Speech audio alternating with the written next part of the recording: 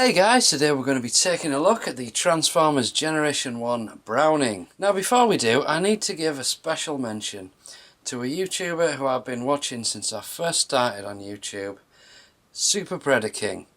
He's the guy that got me into Braves, but not just me. I know for a fact G1 Hexatron, Victory Saber 77, I'm sure the list goes on. We all got into Braves because of his videos. And he's the type of YouTuber that when you watch one of his videos, you always end up spending money afterwards. And the reason I'm giving him a shout out is because a couple of weeks ago he turned up with these on his channel.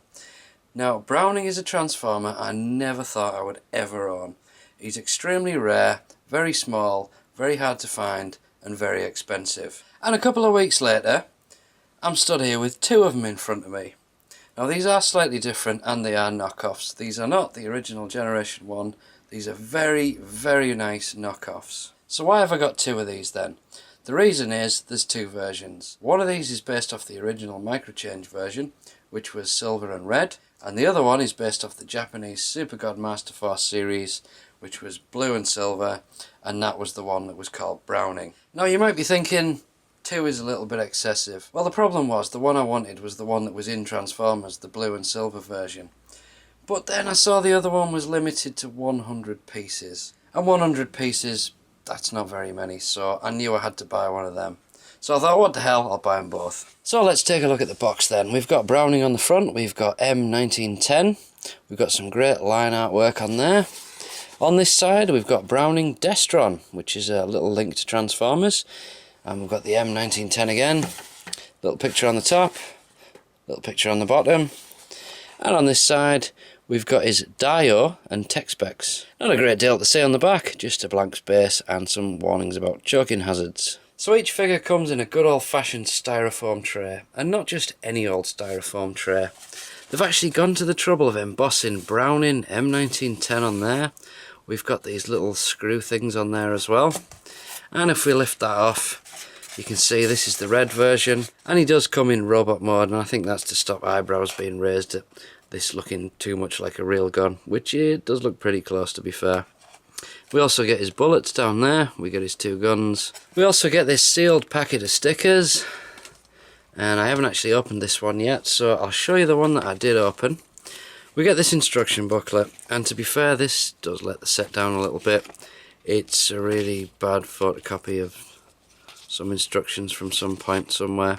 There's no logos or anything on it, but it does serve its purpose. Now we also get two sticker sheets, and this one I have actually used on the blue version. You get the same stickers again, done with a black background as well. So on this one you can see we have Decepticon stickers and we have Autobot stickers. But you will notice the only two that you don't use are those two. Or if you were going to make it an Autobot, you wouldn't use them too. So here we have the two versions of Browning then. So on the left side we've got the red version, on the right side we've got the blue version. So this to me is Browning, this to me is a Microchange Gun Robo. That's why I didn't put the stickers on this one. I'm hoping Repro Labels will do some original Microchange stickers for this at some point. So the first thing to address is the fact that these are in fact knockoffs. Yes they are, but these have got to be the best quality knockoffs I've ever seen. These put Hasbro and Takara to shame. The quality of these is so good, it's unbelievable. So let's take a closer look at Browning then. So Browning came out in 1988 in Japan as part of the Super God Master Force series, and it was the very, very last use of a Microchange mould that they ever did. He's also unique in that this is his actual size. He's meant to be 1:1 scale. He's a tiny little gun, and he's a tiny little robot. So what about this figure then? Well, it's got some beautiful looking chrome on it. It does seem to scratch just a little bit, but there's so much of it, it's everywhere, you can't escape the chrome. It's got massive chunks of die-cast metal, all these sections are die-cast, the huge feet are die-cast. He has these guns, which I'm not sure on the original Browning, but you can see these are made from yellow plastic and then chromed on the outside. So if anyone does have an original and you know, feel free to shout up. The arms do move, but you've got to pull them out and then twist them, and they have little locking points. And this hand actually has a firing punch action, if we can get that to work. and you can click that back in. The other one just has a little plug-in hand, it doesn't actually fire. We just take his gun out there. So that fist is totally different to the other side. So if we take a closer look at the front then, you can see he's got this great looking head sculpt. Now I will point out the stickers. They are decent, but they're very, very thin metallic stickers, and they're really difficult to get them first time. They do come off, but they're so thin they do tend to crinkle a little bit. The hardest ones to do, that one at the front, because it's the main one that you're going to see. But this one underneath here, you can see it goes to there, but the sticker actually goes way beyond that. So you've got to lift this bit up and pull it right back to get that sticker under there, and it is really tricky to do.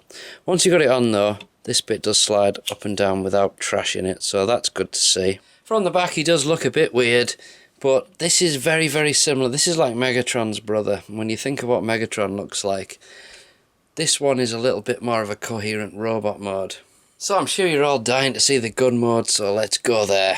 So first off, we've got to pop these fists out and remove that one there. Then we can flip them bits up for now. These feet flip in like that. These sections pop in. And then we can start turning these round.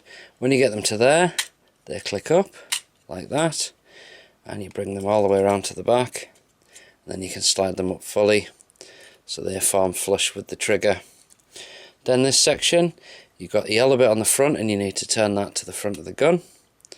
And then we can slide this down, and then we need to take this bit and push it forward, and this one is extremely tight, as in ridiculously tight. The red one isn't so bad, but this one definitely is very tight. And then we push in that front bit as well, and now we have Browning in his gun mode. This is going to get you into bother. This isn't the kind of toy gun that's allowed anymore in just about any country. Most countries in the world now demand that you have this big stupid orange plug on the front, even if the gun looks totally unrealistic. Okay, it's a little bit small, but I'm not sure how big an actual Browning is. It might be this small.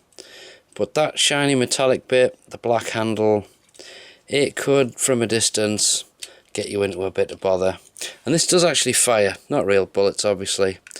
We can use the fist, or we can use the little bullets that come with it. The bullets that come with it actually stick out of the gun, they don't actually fit in the chamber or anything. Now, when we fired the fist, we used this little button here, but underneath there's this little mechanism that's connected to the trigger, and when you pull the trigger, that pushes that, which hits that, and that allows you to fire the whatever projectile you've got in there. Doesn't go very far, but it certainly does fire. So that's pretty cool. So here we have both figures in gun mode, and you can see the only difference really, apart from the stickers, is the odd little bit of plastic showing through on the front of the gun, on this little bit there, and underneath on the handle, around the back. Other than that though, they are absolutely identical, and both similarly excellent. So there you go guys, that is the Microchange and Transformers Browning knockoff. If you're on the fence about these guys, well I hope I've just swayed you, but I would get yourself in gear because these are going to sell out damn fast. Don't forget to check out Super Predaking, a link will be in the description. This has been Luke, thanks for watching.